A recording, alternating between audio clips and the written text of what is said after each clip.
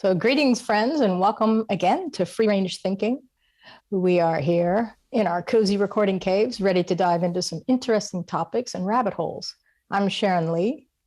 And I'm Alex Carr. And every week we serve up a delicious buffet of neurodivergent topics, discussions, questions, and explorations around the subject of living as a neurodivergent human.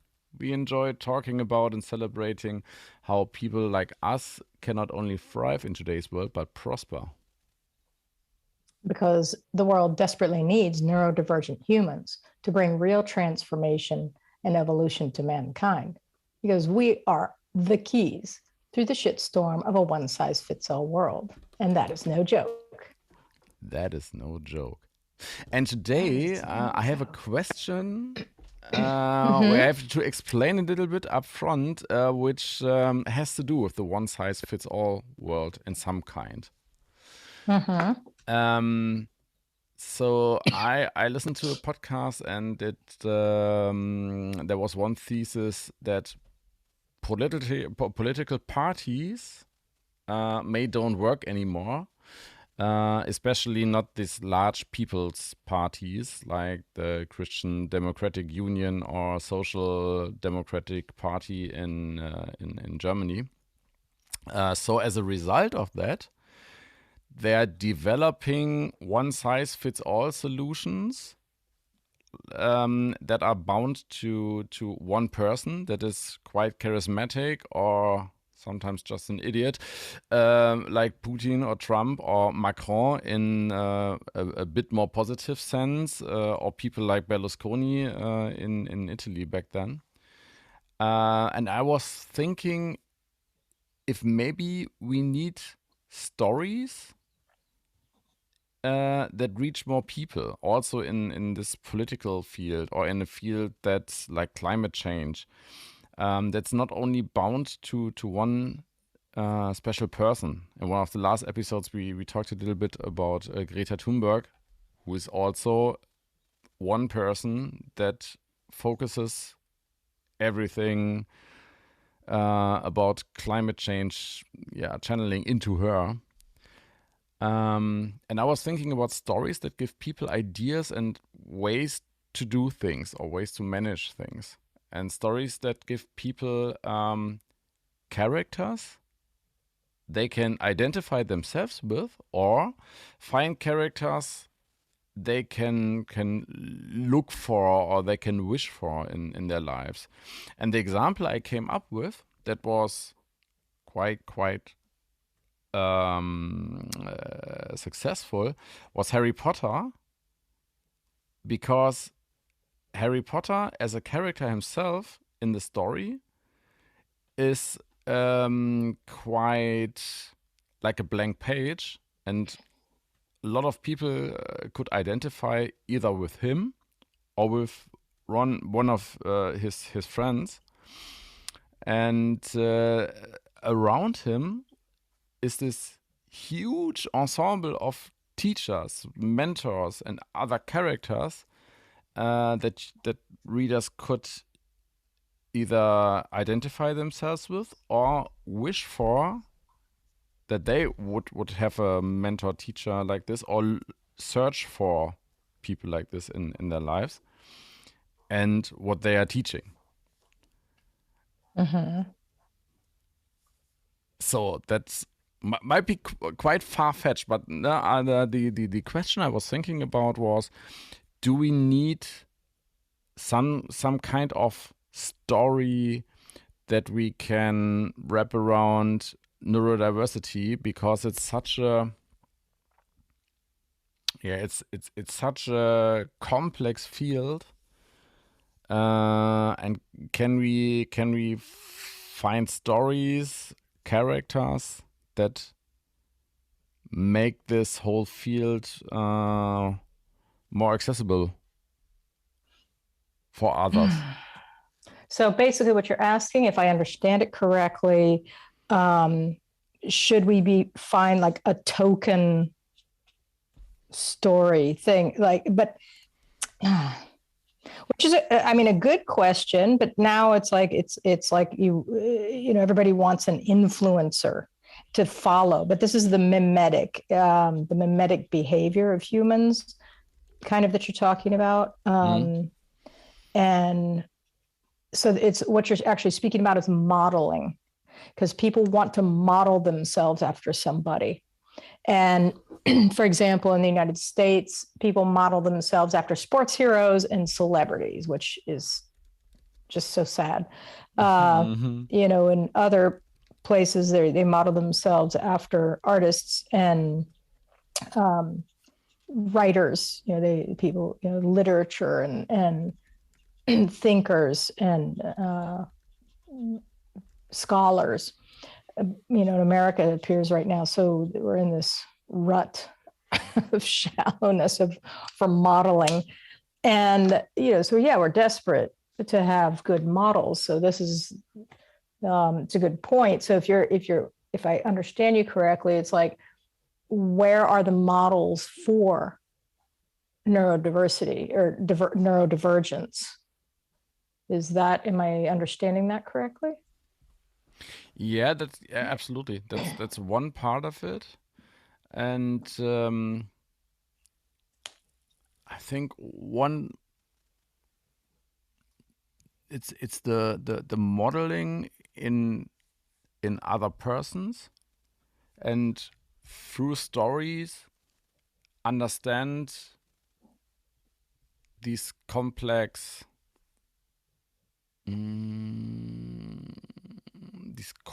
concepts and what they can do for us. Well, let me ask you a question. Who are your models? Right now, that's quite hard to answer. Because I'm reading the book, the Luke Burgess book, Wanting. I've been thinking a lot about this recently, which is why I put the call out for people to discuss it, to get the book and read it, and like, let's discuss it, because it's the only thing I want to talk about. But it definitely has the connection and the overlap to, you know, what's going on right now with this what appears to be a boom in the DEI, the diversity, equity, and inclusion realms. And so it's like, yeah, who are the models out there? For example, Hannah Gatsby is a model of mine.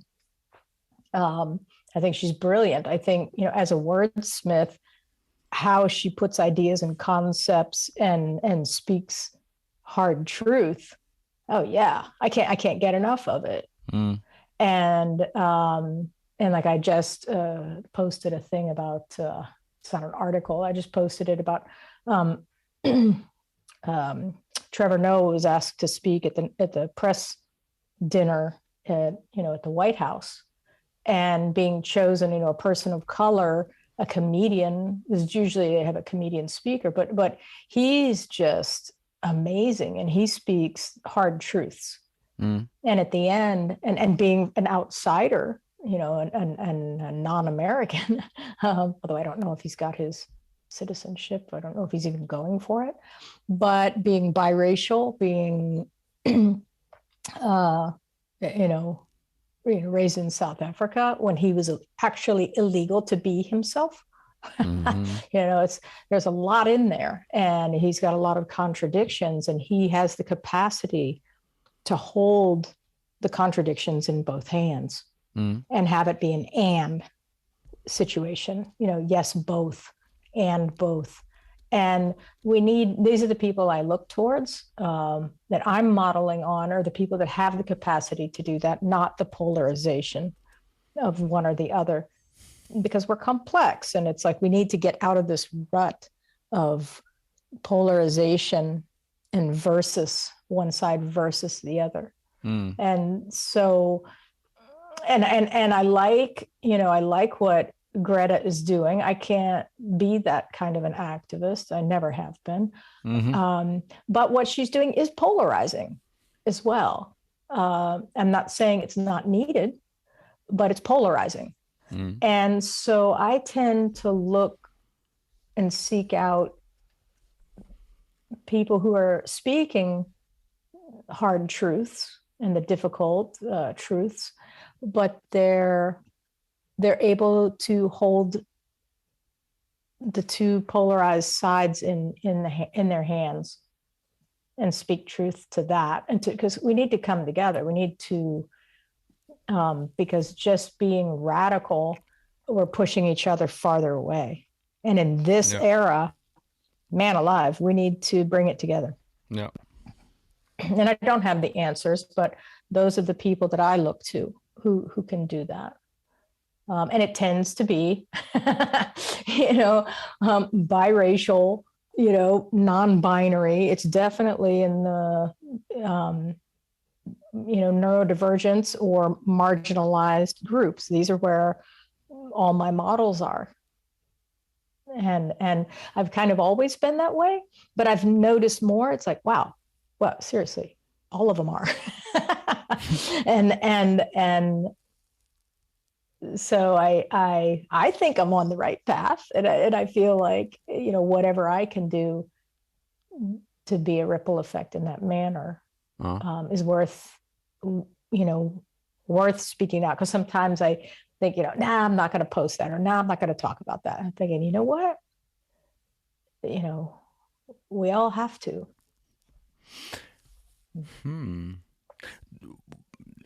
Does there any model come to mind when you think of this coming or bringing people or bringing minds together? Is there any model that you would think of? Oh, right off the bat, Trevor Noah. That's how he speaks. Okay. And that's how he lives. And but he calls people out, he'll talk, he doesn't sugarcoat anything, but his delivery is, it's funny because it's like he'll call it out, but it's gentle and respectful, but at the same time it's a hard truth. Okay.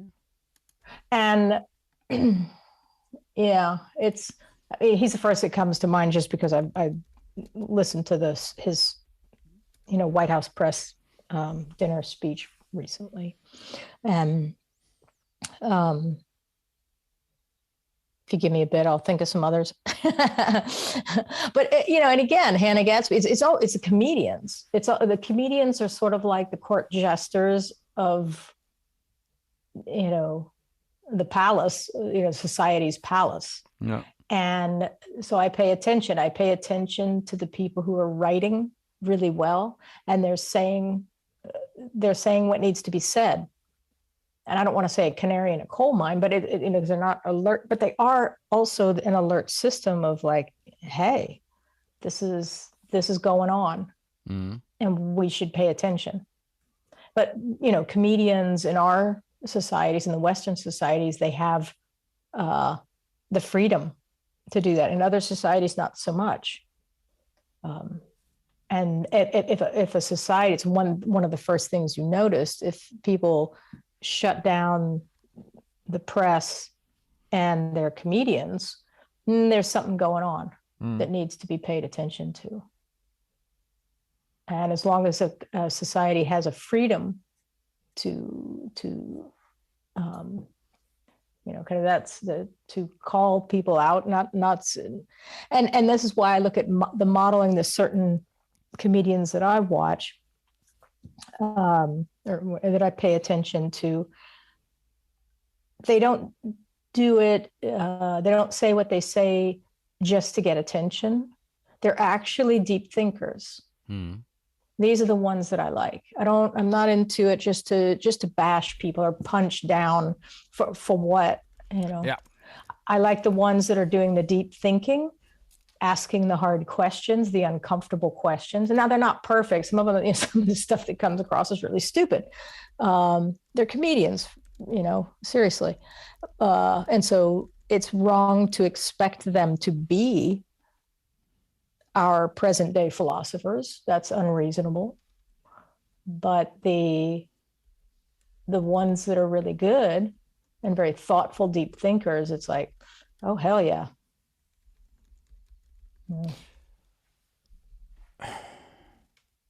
Yeah, I'm just thinking there. I'm not that big into comedy because it's so hard to find. I mean, there are a lot of comedians I find funny, but just laughing about them isn't enough for me because I always think, I would like to spend my time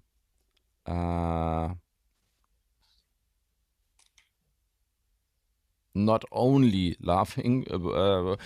That's really hard. That's really hard to define. In Germany, we have some a bit more intelligent, more philosophical, more deeper thinking comedians, but a lot of them are just right on the nose and yeah. There's some comedians, of course, I listen to just because they're funny. There's other ones that I seek out, and this is the ones that I model, that I'm like, wow, okay. What they're saying is and I don't mean true as like, oh, that's true, or something else is false. I don't mean that. I mean, they're pointing out the gaps in our cultures. They're pointing out, the gaps in our perspectives that we need. And so those are the ones that I pay attention to, and and they're funny at the same time, but it's a kind of like, most of the time you're just kind of like, ha ha ha, ow, ow. Because they're pointing out our humanness and our ridiculousness as humans. And a lot of people, don't want to look at that or admit it.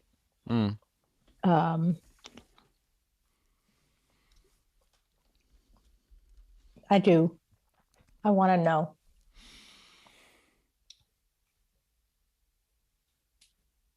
Are there comedians that you would say are not only funny and like saying the hard things, but also like offering some kind of solutions? That's not their job. No, but they still could do it. I'm just thinking about if. Well, people could, but it's example.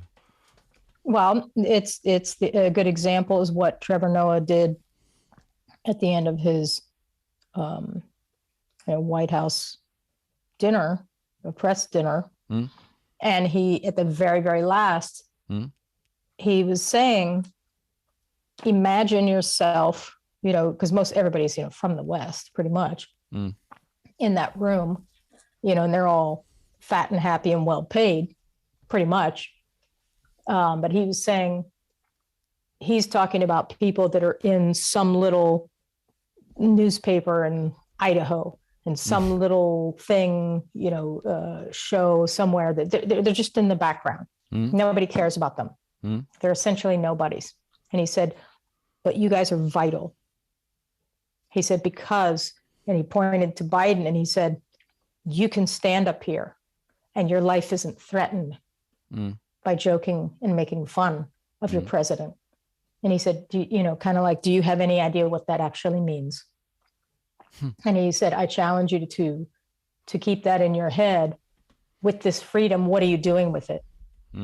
How are you writing what you're writing? That was powerful. It was right at the very end. It was just like a minute, 2 minutes of the whole roasting everybody for the whole, 25 minutes. It was right at the very end, but it's powerful. and having people,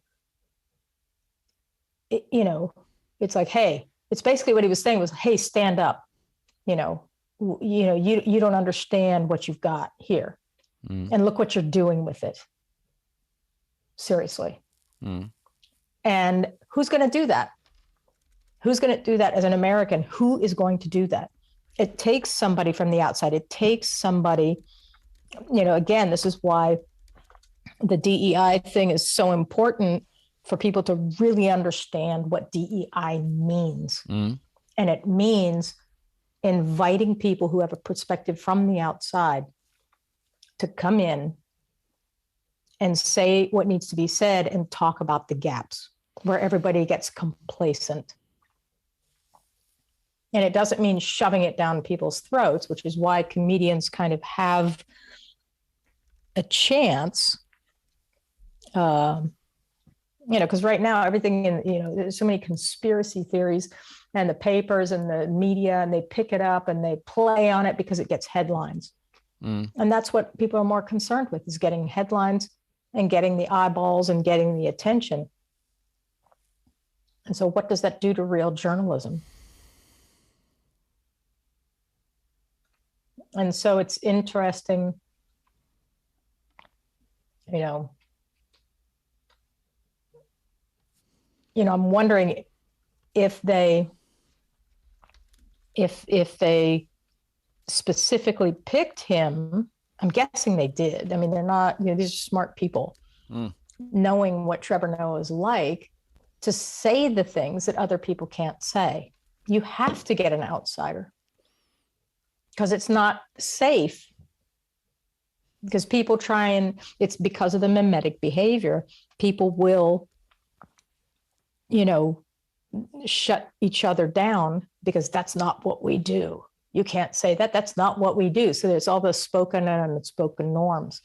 But the unspoken norms are incredibly powerful for shutting down things that need to be said. It's the culture. And for somebody who is or counts as an outsider, it's easier, or it's more allowed to speak or break these unspoken norms? Sometimes it's the only time it can be done. Because of the culture of unspoken norms. It takes an outsider to say the emperor doesn't have any clothes on, because everybody else is just complying. They're complying, they're agreeing, they're not being disruptive. They're so used to not being disruptive. Or if they're disruptive, it's in a weird way. It's kind of like cannibalizing your own culture from the inside, which is, look at United States. It's the us versus them thing. It's like we're cannibalizing our culture. And so it takes somebody from the outside to say, what are you guys doing? There's another road. There's another road to take.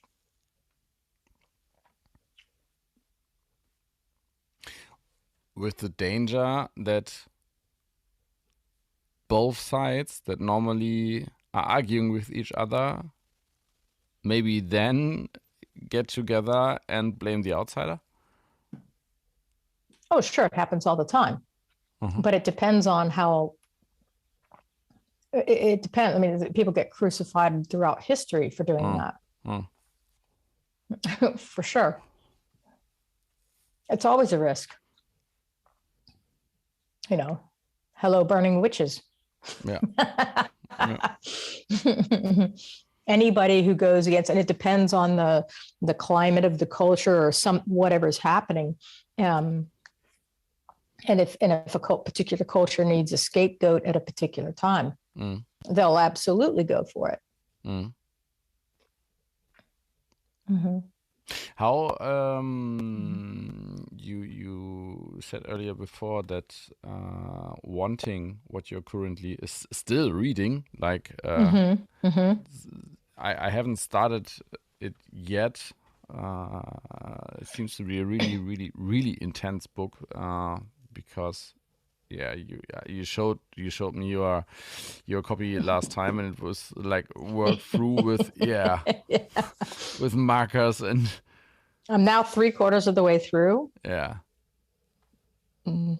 What's so fascinating about it? Oh, everything. It's the story of us. It's the Huh? story of human behavior. I mean, as a behavior scientist, come on. This is like, crack cocaine for me. I can't get enough. Uh, Not that I've ever done crack cocaine, but I've heard that it's like more addictive than cigarettes. But it's connected to everything that we do. People told It me it's explains our behavior. It's crazy. just to add, maybe somebody with more experience. I don't have personal experience with cocaine, but people who did told me it's like God mode on drug. It's like, okay. The God mode Yeah. on drug. So you are just feeling totally invincible, I guess is the word. But the book is for modeling. I mean, it lays it out, and it makes it very difficult to then, deny what's in front of our faces, which I love stuff like that. I love it. I love things that question our, kind of ingrained cultural ways of doing things just because. Because people say that's, and as you know, being German, that's like the famous line. Yes. That's what we do. We've always done it this way. Yeah. This is what we do. Yeah. It's like, who said? Who decided that? Yeah. And is it the best way? And if it's not, what would it take to change it? Yeah. Yeah, it's often. But if you don't question it and nobody challenges it. Yeah, there's the point that I tried to make earlier. Challenging a way and saying, hey, is there a better way to do? Is even for me is often hard to accept when there's always a better way. But if somebody's challenging it, then I would at least expect to have some suggestions how to challenge it, how to make it better.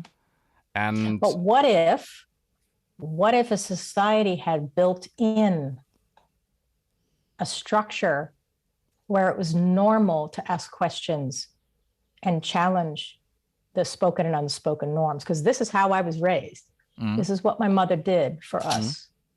And this is what you should always, I feel like you should always be a little bit unsatisfied. Yes. And always curious. I would say curious more than unsatisfied, but there's, I always think about how things could be done better or tweaked and enhanced, not necessarily done better, because then you have a judgment on it, but how can this be enhanced? How can this be, but a lot of people, in our societies, there's this thing about, optimizing and perfection and and there you're off in a territory of there's only one way to do it. It's either bad or it's perfect.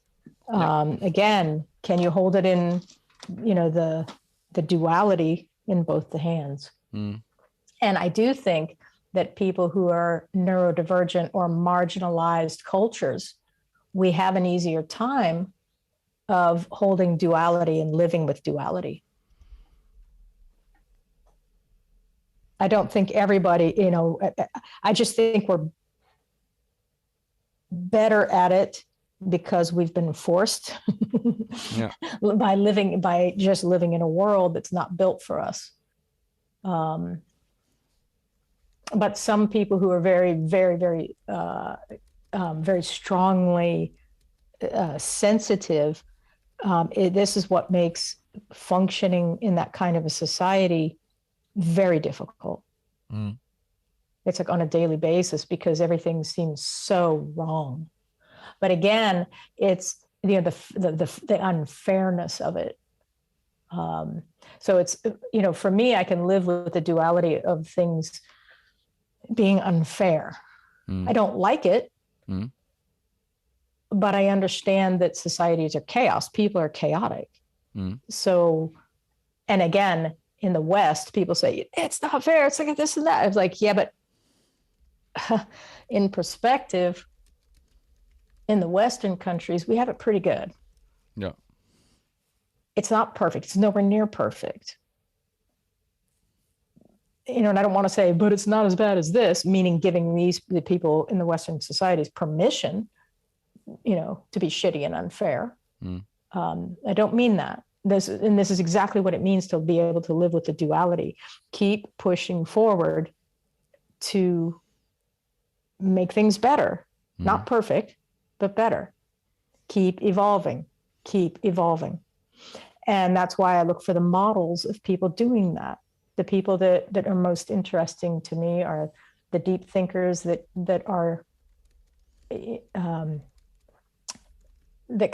understand the duality of being imperfect,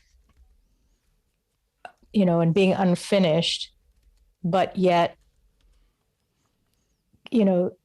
staying on the path of improving and not pushing or forcing, but it's just the natural rhythm, but living for the better, doing for the better, being more evolved. And, what does that look like? What does that mean? But having the discussions, but you can't have those discussions without diversity.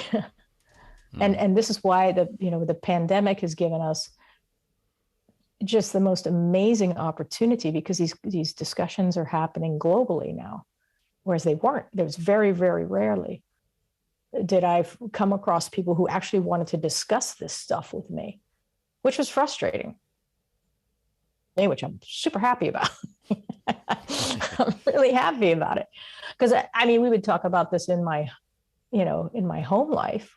My mother would talk about this stuff all the time. And I could never figure out, why doesn't anybody talk about this stuff? But what it requires is self-reflection, and it requires looking inward. And nobody was ready to do that before the pandemic. Yeah. I get to ask questions that were always they were not, I don't want to say intrusive, but to me, they were so benign, and it made people uncomfortable. And now it's more normal. I know I kind of went off on a tangent there, but no. I'm just thinking, how do you enhance things or make things a little bit better? Every day, something little. Every day. It's not a big act. This is kind of like the thing of, how do you integrate agile into a company? They're everyday little benign acts of, openness, awareness. It's not one big act. It's not one and done. It's not a magic pill. And it takes a while. Sometimes it takes generations and generations to change something like that. And while it's daunting to think that the United States will ever change, you hear me, I'm very skeptical of that. But I have hope. Because what I've seen that's happened because of the pandemic, I never have had the conversations that I have the luxury of having now. And I find that very exciting and very hopeful. And the younger generation, my God, I have hope. I have hope. The awareness level of the younger generations is astounding to me. And I love it. But it's not overnight. And people don't seem to have the patience and the tolerance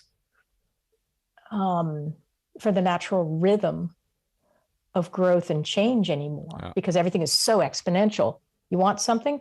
Call Amazon. Have it here. I want it here. Why isn't it here? It's an extra day. Why isn't it here? Fuck Amazon. What the hell? The impatience that I listen to and I observe is it's so egocentric, but it's Huh. not just that stuff of having stuff, it's just everything. People expect each other to change and be different overnight, but yet they're not looking at the fact that they don't. It's humans we don't change like that.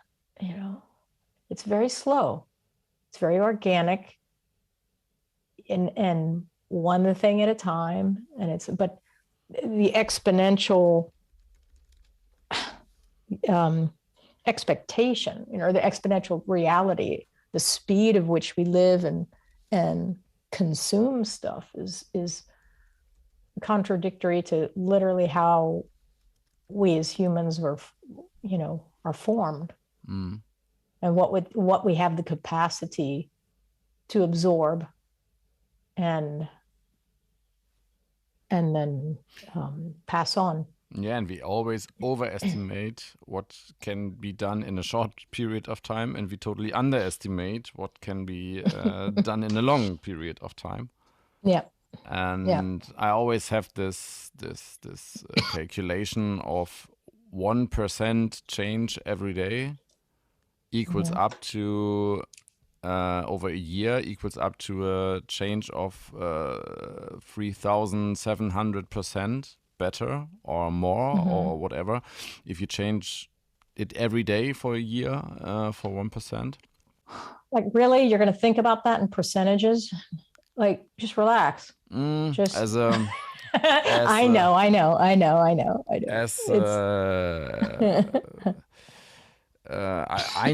I need this because it's hard for me to think about it like an image or like a metaphor.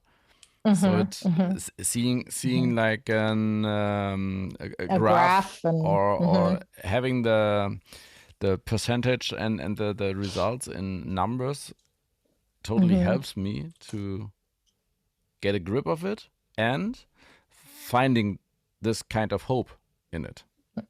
Okay. Yeah, and that's a good question. What gives you hope? Where do you find it?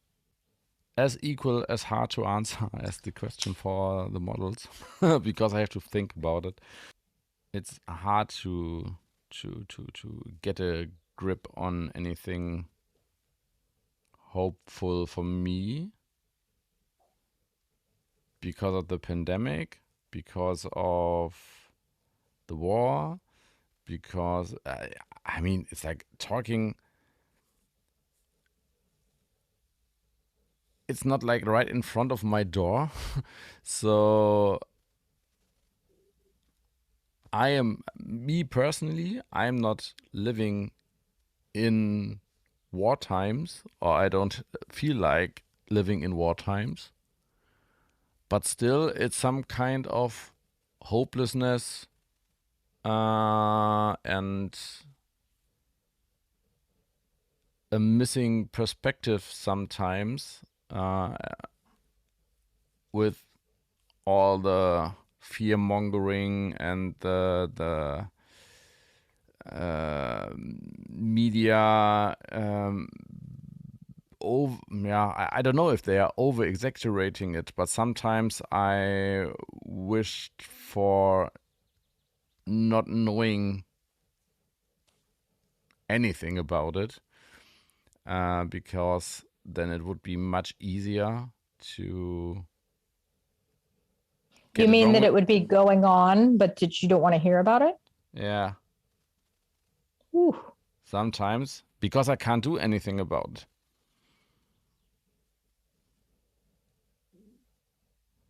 It's something that's completely out of my control.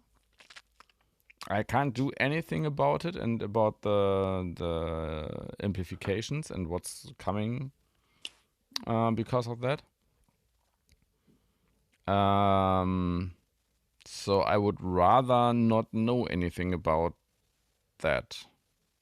Because with the pandemic, I could do something. I can wear a mask, I can stay at home, I can get a vaccination. So that were things that I personally could do. Mm-hmm. And that's something I can't, I have no idea what to do. I especially in especially in Germany, because on the one side,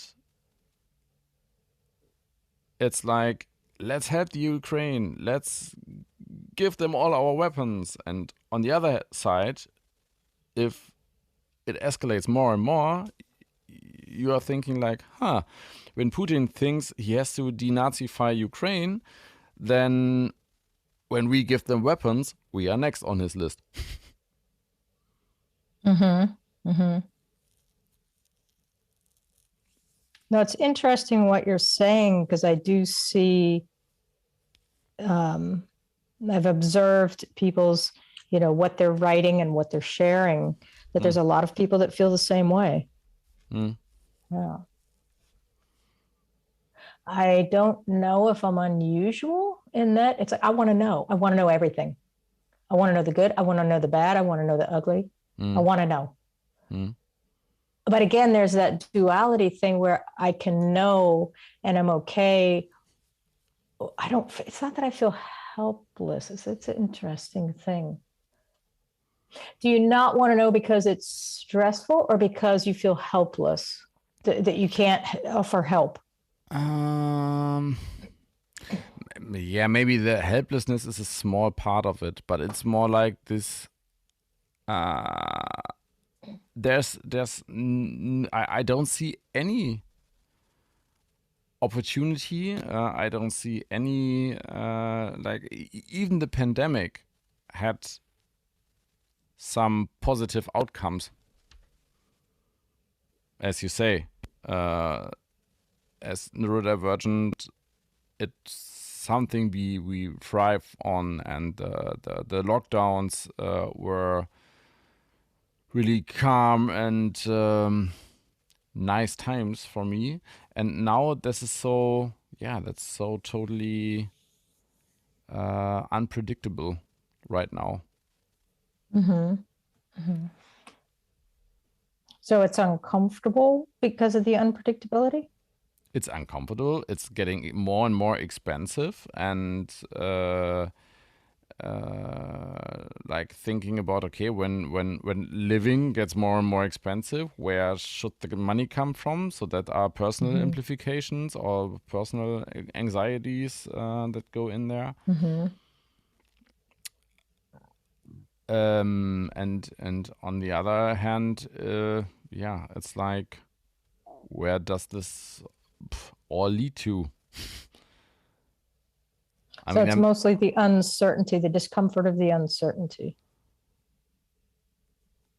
In combination with the effects that are that I feel personally, like things getting more expensive, or maybe someday you don't get, I don't know,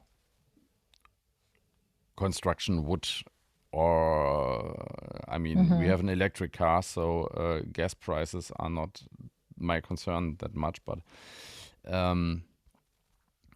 it still affects everything and everybody in the long run. And that's I'm feeling kind of clueless about that.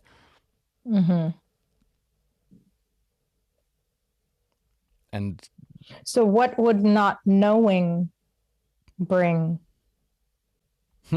I think not knowing would lead to other forms of anxiety, because the effects would be still there, but I wouldn't know why they are there. So that wouldn't be better anyway, I think. I could not understand the people who wanted, in the pandemic, who wanted everything to be normal again. because it was I could accept it as a force of nature. It was something unpredictable as well, the whole pandemic and Corona. But I could accept it. Mm-hmm. And that one crazy Russian guy can break all this shit loose, I can't accept it. That's Yeah. like, Yeah. I caught myself thinking like, hey, you CIA guys, just deal with it. Make it go away. Mm-hmm. Mm-hmm. But it's also hard. It's like after watching, our governments struggle with the pandemic, you know, what trust do we have they're going to deal okay with this? I mean, that is an issue.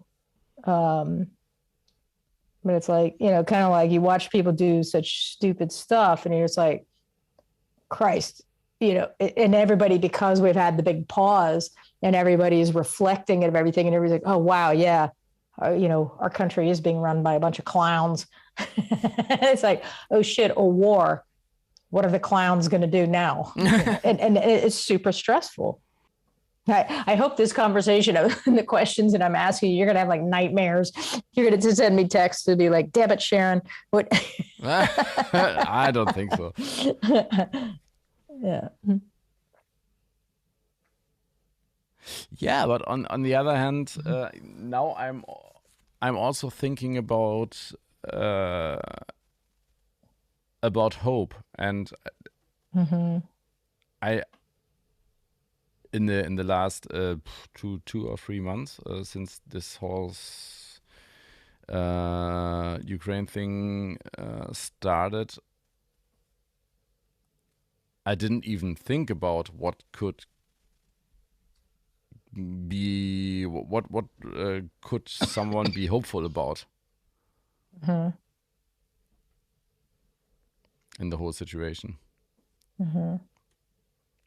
Are you somebody that does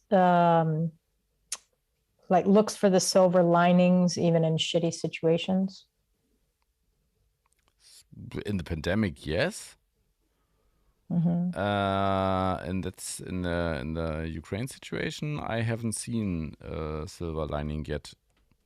Maybe I have to look harder or deeper. Because I see the silver lining is there's a lot of people coming together that wouldn't have come together in the past.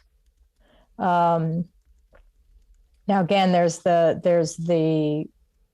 the shittiness of it's because they're all white, blonde, blue-eyed, kind of Western looking people, so that there's which is part of it. I don't think it's all of it, but I definitely think it's part of it. There's no denying that. And I think there's a silver lining in that awfulness, and in the disparity of how different countries look at immigrants and what is an immigrant and what is a refugee. And I think the silver lining is forcing us to look at that and talk about things that have been very uncomfortable, but people just don't want to hear about it. They don't want to look at it. They don't want to talk about it.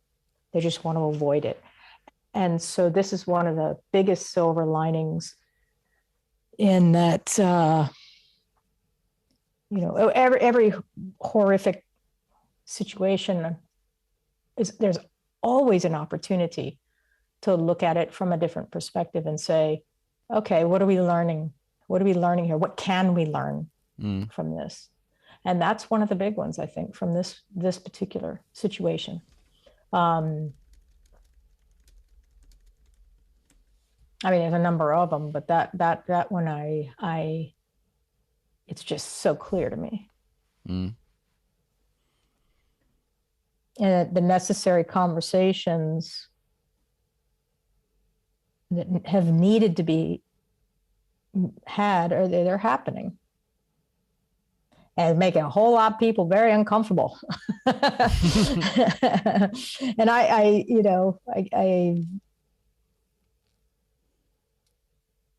Well, when I like it. you're looking on the situation like that, maybe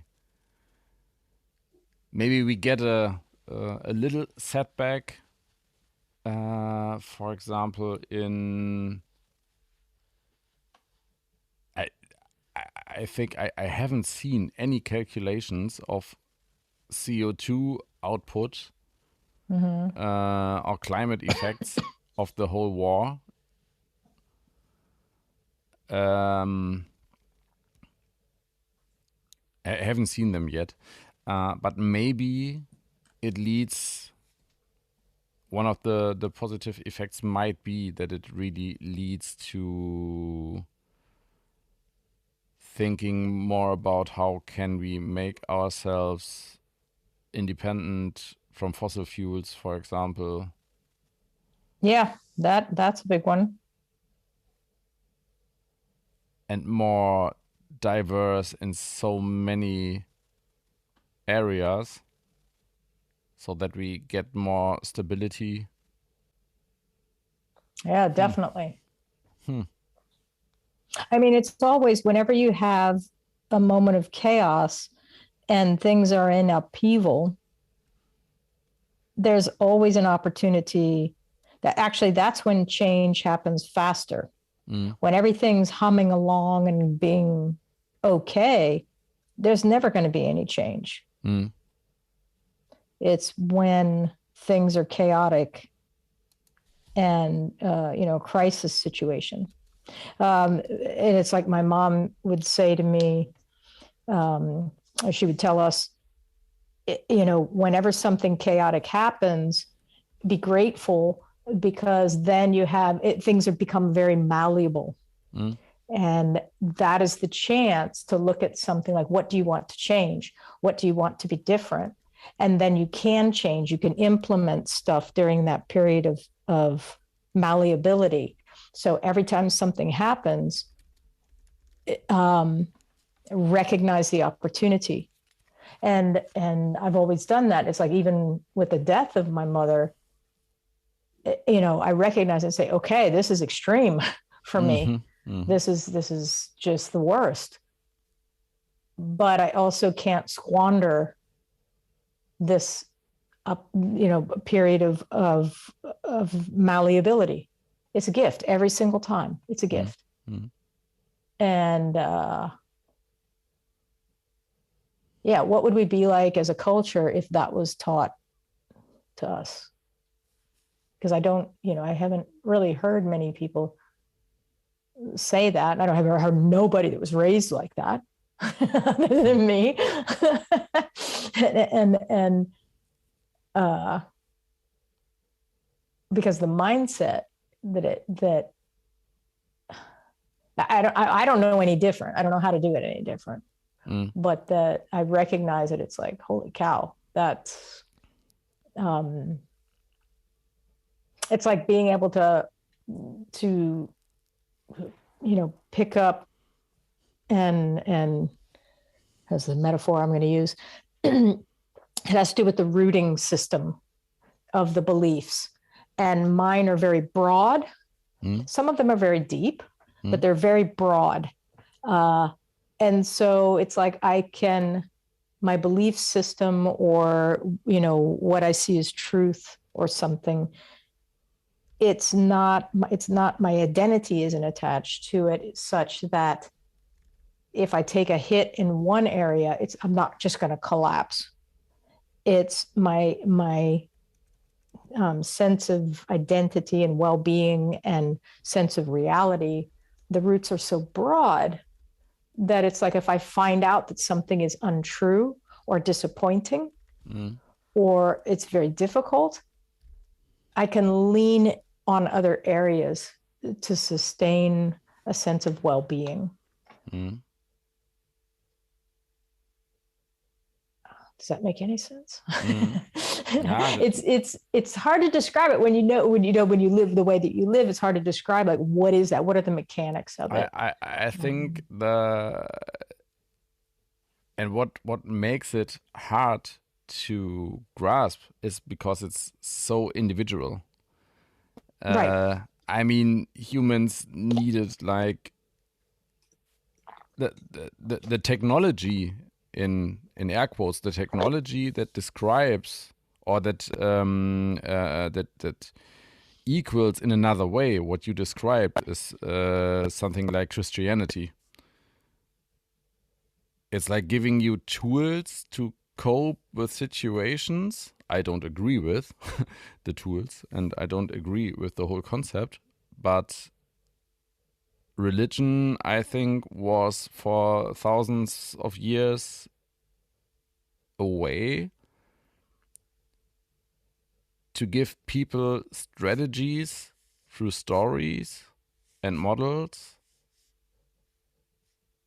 to cope with different situations and to make them obey the rules and lots of other things, and don't question it, or setting the boundaries how far you are allowed to question anything, because other ways you are burning in hell or whatever shit they made up. But in the core, the function, I think there are a lot of parallels to what you described, and it would be great if everybody could build this system for themselves. Or could So I'm going to tell you, go ahead. Or everybody could be able to like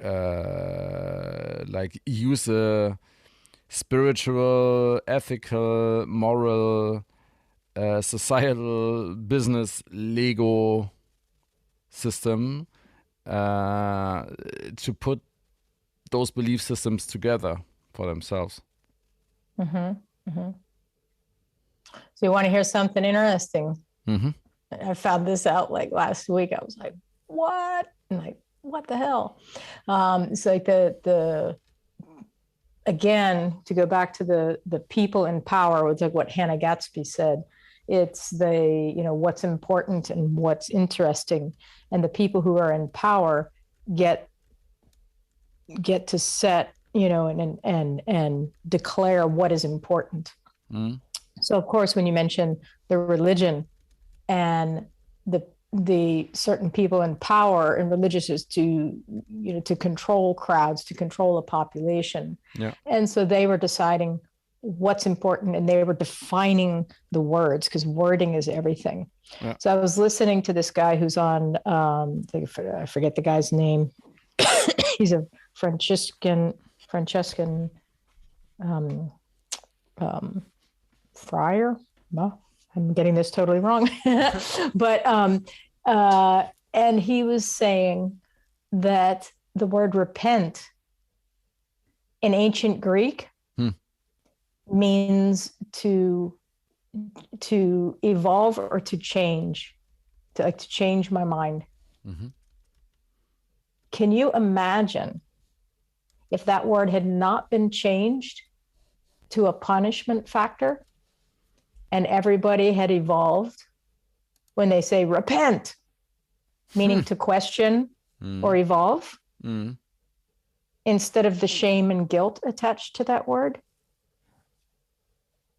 Like, what would we be like today? Yeah. If that had not consciously been decided on at some point way back when. And there's a lot of words like that we now, quote unquote, live by, that have nothing to do with the original form of it, in the form of Christianity. And what would that have been like? And in any other religion, I'm sure that there's words that have been twisted to serve the people in power. It's, and to, corral and harness the marginalized and to control. But like, what would we be like? Because that one thing is just mind-blowing to me. Yeah. To encourage, the questioning and the deep thinking and the discernment. And if society if humans had been raised the way my mother raised us, she didn't raise us to like question everything, like, saying to your parent with disrespect, you're wrong. That's not the way it is. It's not like that. We had discussions. We had adult type discussions around the dinner table about things. And we had the right to question things and to have things explained. And that comedians come in again. Exactly. When you can do this fun and with a sense of lightness, right. and everybody's enjoying these discussions, right. and don't interpret them as a threat or as a kind of danger. So the people in power, whether it's parents or some governing body or a president, is not threatened by that. But this is why it's so interesting now to invite the marginalized and divergent thinking back into societies. This is a really exciting time, Alex. Because what we're seeing, and again, it's not overnight. Of course, later on, when you look back, 200-300 years from now, this is going to look like it happened in a blink of an eye. Yeah. But in fact, we're in such an amazing period right now. It's really historical. And literally, it's the divergence is in the marginalized is being invited to the table right now. And it's not comfortable for the norms of the groups that have power. It's very uncomfortable for the people who have been holding on to power positions.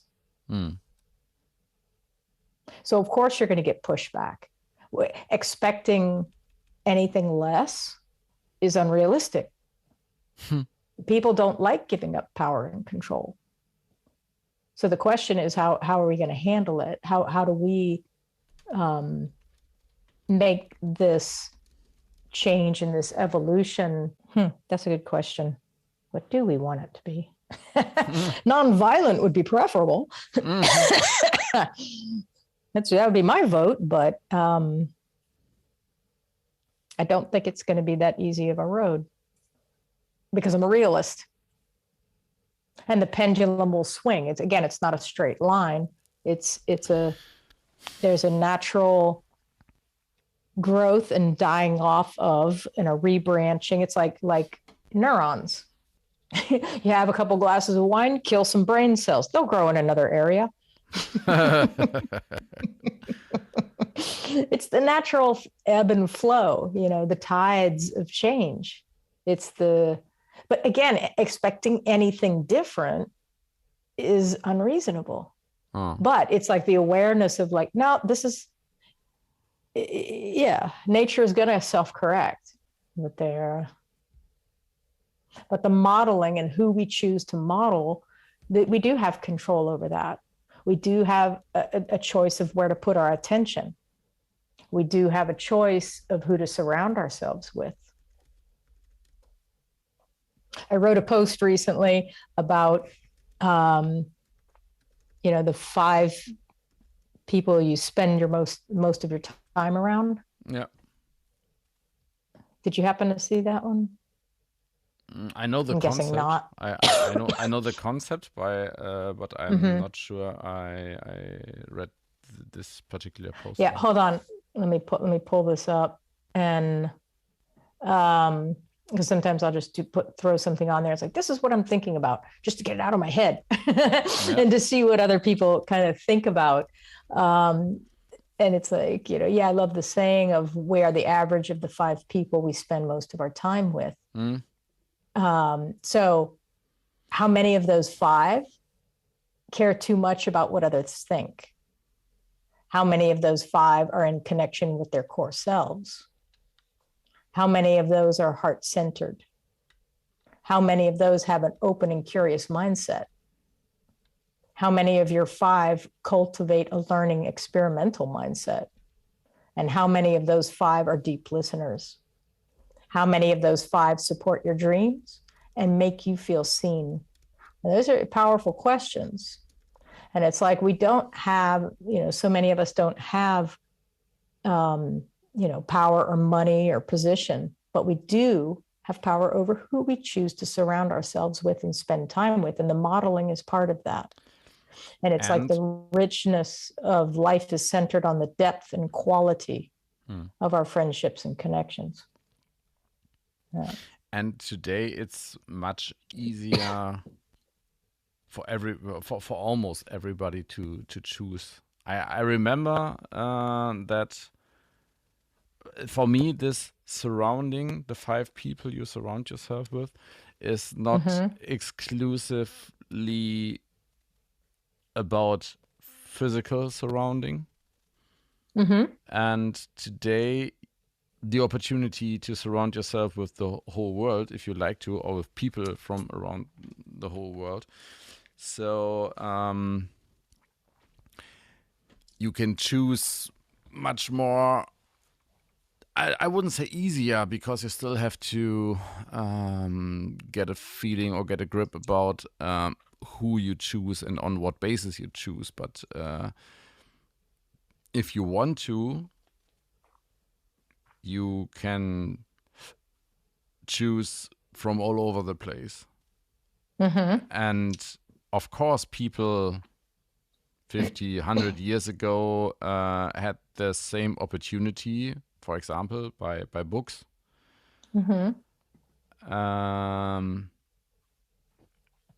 But it's much, much easier today.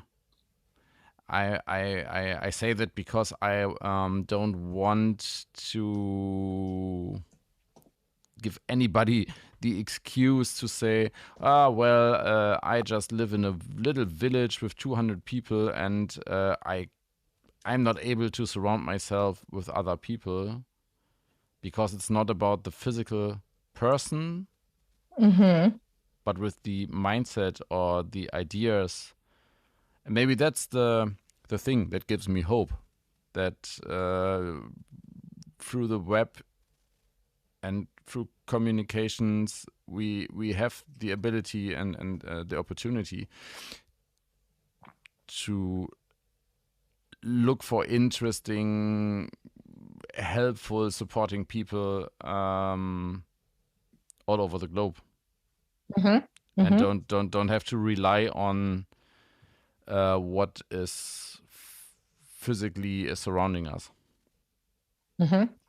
Exactly. And this is the part of the thing I find very exciting and historic, because it's the global connections that we can have now. And there's people that I know I'm never going to meet, but they're still really close friends. And I cherish the connections. I think this is like an incredible time that this is even possible, to make such deep connections. I ask a number of people, it's like, okay, you need to put me on some list that if something ever happens to you, I need to know, because I care. And that's kind of when you know that you really, you're close. Because it's like, if people just dropped off the face of the earth, I would just be like, wait, what happened? I don't hear from them anymore. I would be very concerned. And before, the only people that were really like that were the people who were doing, who were in the gaming, world. And they had friends from all over the world. But this is the, a lot of the younger generation is like this. They have friends from everywhere. So it's like, how could you say somebody's an enemy anymore? I can totally relate to that, because that's where I came from, kind of from the early gaming community, and there were people that I'm still in contact with that I haven't seen in person ever in my life. There are persons I've seen like 3 or 4 times in my life. That were still, or that those are still really, really close friends. No, I think we live in extraordinary times. It's not, of course, it's not perfect, but on a daily basis, I keep nudging it forward. Yeah. Moving the goalposts. That's what I can do. Some days I can do more than other days. But if I can influence anybody, to also, the self-care thing is huge. I'm always nudging people in that. Self-care is enormous. That thing of put your oxygen mask on first before you help somebody else. Yeah. It's like, So that's these kinds of things. I know where I can help. Yeah. I always have to think about this joke. Put your oxygen mask first, then put it on your child. If you are traveling with 2 children, now is the time to think which one you like better.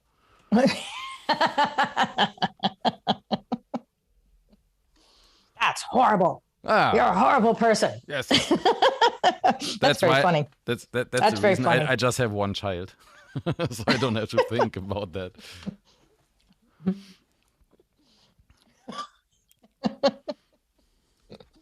But yeah. That's very funny. I write this down under downhill parking.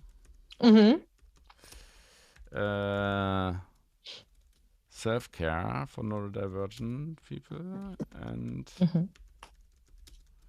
2 things. And the question, physical contact or physical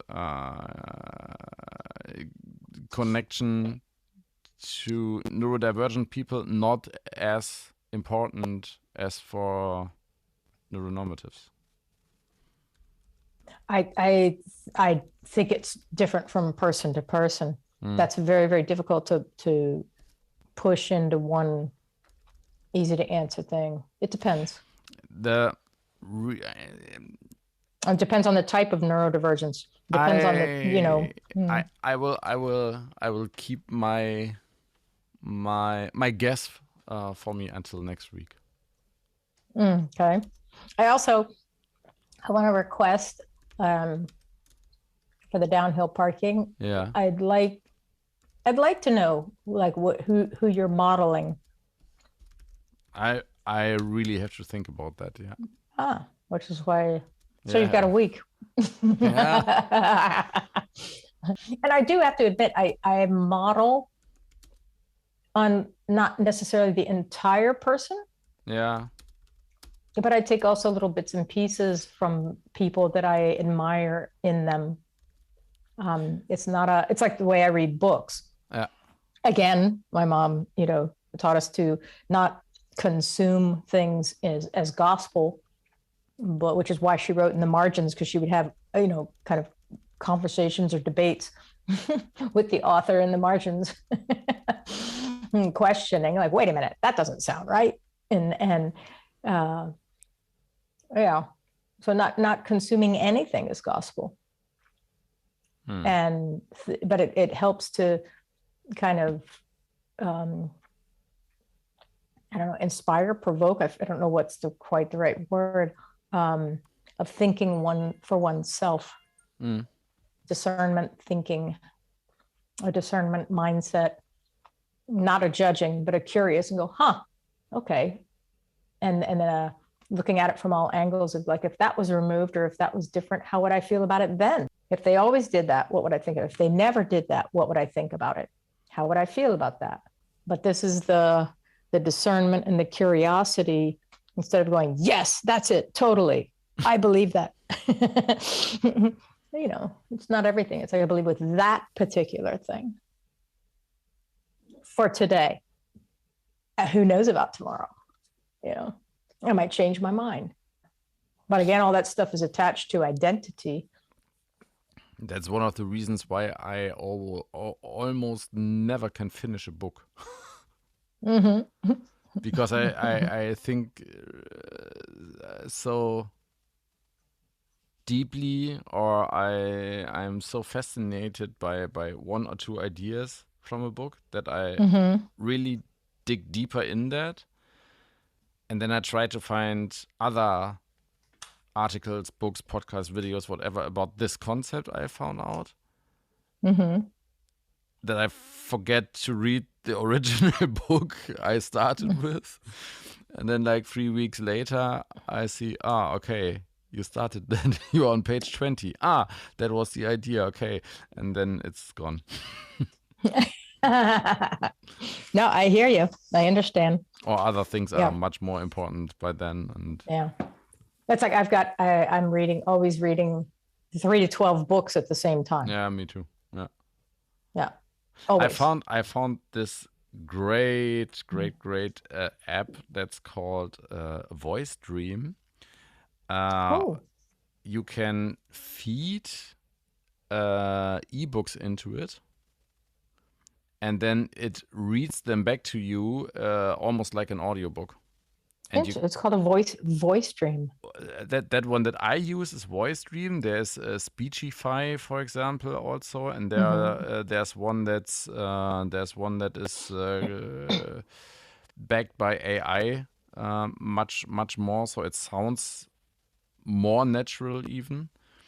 But the Voice Dream is quite okay for me. It sounds a little bit. You get one free voice, and the other voices cost like €4.99. And so I chose one English voice and one German, and I bought the German one, I guess. And you can throw anything at it. You can throw articles from the web, so it reads the articles. And I started listening to novels I lent in the digital version of our city library. So I lent them in the city library, and then I put the ebook into this reader. So I'm not depending on Audible or other services for audiobooks. Interesting. And it's really fun. I mean, you can hear that that's a machine that it's reading. But I'm into my third novel now. That I'm listening to when I go to bed and I try to fall asleep, and I got used to this little machiney sounding voice. It's fun. I'm always looking forward to listen to it. Interesting. I'll check that out. Especially for Lydia, because she's very auditory. Yeah. I'm a mix. Depends on what I'm learning and as to what preference, what platform. Yeah, sure. Way. I mean, I wouldn't trade a Neil Gaiman book that Neil Gaiman reads himself. I wouldn't trade it for that, because he's such a great. Well, his voice, yeah, for sure. Cool. All right then. Yeah. So we've done this. We've and we found a hopeful ending. Well, I'm happy that you're like, if I could help you find something to be hopeful about, that's cool. Yeah, I found some silver linings, and I found some like magnifying glasses to find the other ones as well. Super.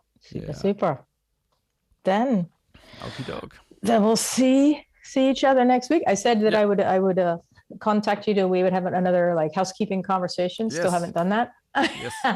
So I will try and do that. Yeah. And I'll talk to you again. Okie doke.